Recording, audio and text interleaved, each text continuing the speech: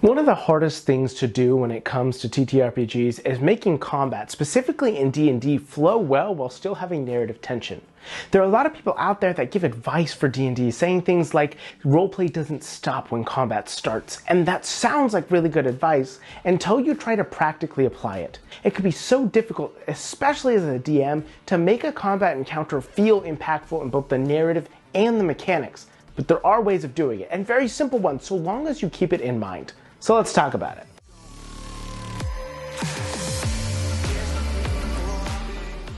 Now, in both of the campaigns that I run regularly, I have a lot of players. And everybody who has played D&D for a while knows a lot of players means slower combat. And so it becomes very difficult to be able to throw in combat encounters without feeling like, one, you are just slamming the brakes on the story, or two, just causing everything to grind to a halt while you try and get through a combat encounter.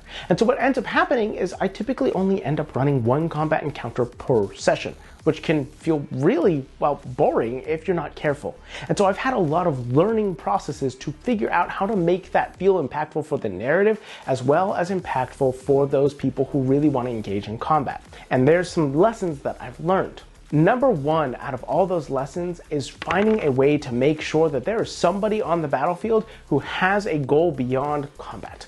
I know that sounds weird because in combat you want to engage, but finding one way, whether it's one of the player characters or one of the enemies on the battlefield, to want to do something other than just kill the other party causes things to become so much more exciting. The best example I can give is recently I ran a very large combat encounter with a lot of individuals. Overall, I had about 14, 15, 16 people in the initiative at one point, which can really cause things to, well, slow down.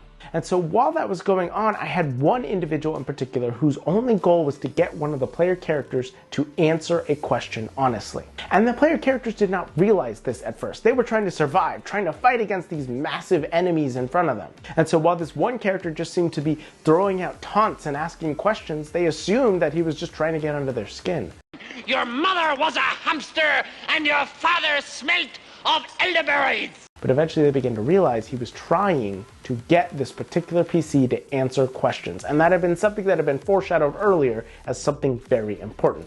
In that moment, while combat was super exciting and engaging, suddenly it involved the narrative and there was an alternate goal. They had to figure out what this person was doing. And suddenly just dealing the most damage was not a part of the goal. Yes, some of them really just wanted to deal the most damage. They had to kill those enemies.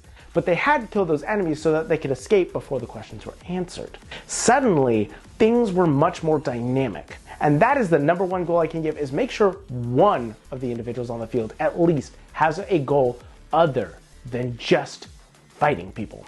And it can be one of the PCs. You can make it clear that somebody has an item that they need and they're trying to escape with it. Suddenly their goal is to keep that person from escaping the encounter rather than killing people. But putting that on the field really changes the dynamic portion of it.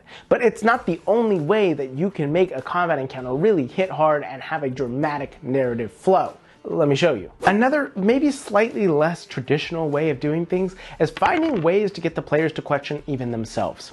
In the same combat encounter, one of the players was having a little bit of an issue hitting the enemies. And so I started to have them roll a D100 every time that they made a D20 roll. I didn't give any reasons of why, and it caused them to begin to wonder what was going on. And I wasn't just messing with them, though it did kind of start out with that. The truth was they actually had a sending stone in their pocket, and they wanted to find out if they were going to receive a message during this battle, which would inherently mean that they would miss the message because they were too busy.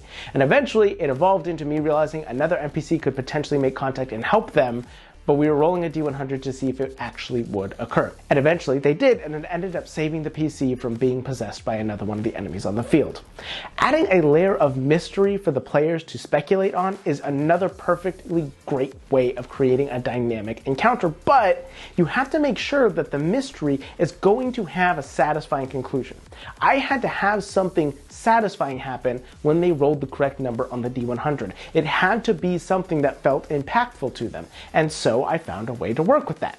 I found a way to make sure that whatever happened did impact the story, it impacted the combat encounter, but more importantly, it added that mystery leading up to it. They wanted to know what was going to happen. They had this idea of what was occurring. Now, all these things all at once in one combat encounter was because this was a big encounter, like facing some of the bigger villains in the story encounter. I wouldn't recommend putting all of them into the same encounter because it'll just become bloated and, well, a little bit too much, if you know what I mean.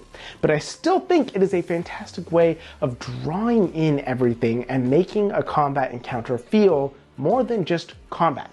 Have it continue to advance the story. Have the players to continue to think and wonder what's going on and show what the villains are capable of through it.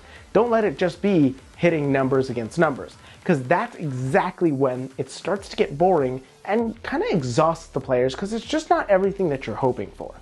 In that same combat encounter, when that character started asking those questions, one of the ways that he got the character to answer the questions was by casting suggestion. Literally just saying, I suggest you answer my question. Something very simple, something very vague, and something very clearly non-combat focused. And that's the other thing that you can do to cause combat encounters to feel more dynamic and interesting and hit harder, because immediately this asks the question of why. Why did this character just waste their action casting suggestion for a simple answer to a question?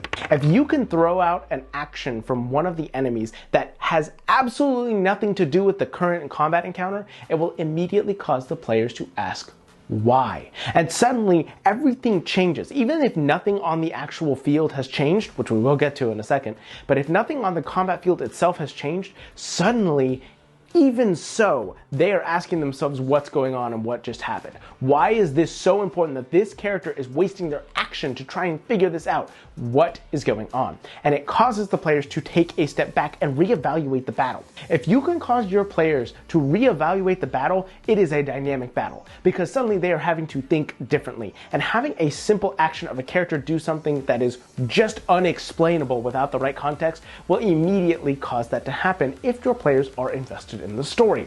Oftentimes this can come in the form of the bad guy moving to pull a lever and then nothing happening, making them wonder why. Or it can cause somebody to ask a question. Or it can be an enemy suddenly running off in a different direction, or them pulling out something, or just straight up turning invisible, making everybody wonder what their plan is and why they felt the need to do that and where they're going. Many things like this can oftentimes cause things to dynamically change, and that leads into the third and best way of doing this, which is causing the battlefield to dynamically change. Look, I get it. It can be really difficult if you're not doing theater of the mind to make the battlefield change. You have the map in front of you, it takes time to rearrange things, you gotta move things, you gotta move the minis, you gotta be careful not to knock everything down, you gotta make sure you have space on the table. I understand. But having something change on the battlefield causes the players to continue to remain engaged until their turn, because they're watching, they see something change, and suddenly their plan for the next turn has, well, changed along with things. And they have to continue to focus and find what is different about the battlefield and what they need to do to make their plans work. The constant dynamic changing of a battle scenario is what makes a combat encounter important, impactful, and powerful. And that's the kind of thing that you really want to focus on.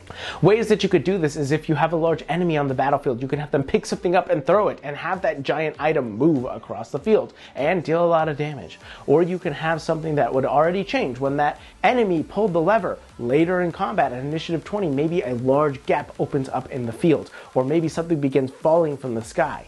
I would have something dynamic there, and I will admit that when it comes to changing the battlefield itself, I'm actually not that great at this. I'm trying to learn and evolve and grow from that one. I once had a battle where the entire battle shifted into 3 different sections that would rotate around each other, and that was fun, but that was far and few between for my combat encounters. I work more to try and evolve that, and I say this to make it clear that I have learning on this too. I have things to evolve and grow, and we all have ways that we can improve in these encounters if we continue to keep our eye out and watching for them. But dynamic combat encounters can be one of the most important and effective and powerful ways of keeping the narrative flowing, because it keeps things moving and keeps the players engaged while also causing the entire field to affect the story, because things keep changing and growing. So try it out. This video wouldn't be possible without the incredible, beautiful bastards over on our Patreon. I'd like to give an additional very personal thank you to the Divine Bastards Big D the Cool Guy, BKBW, Clark Smith, Diet Blue, Duplicolor, Manifesting, Rocky, Sassy Cat Productions, Sorit, Supreme Court, Talia Martin, Tin Eye, Void Mystic, Volpe Nico, and Zombies Were People Too. We wouldn't be able to do what we do without you guys, and you mean the absolute world to us. Keep being beautiful, keep being amazing, and as always, make the world your own.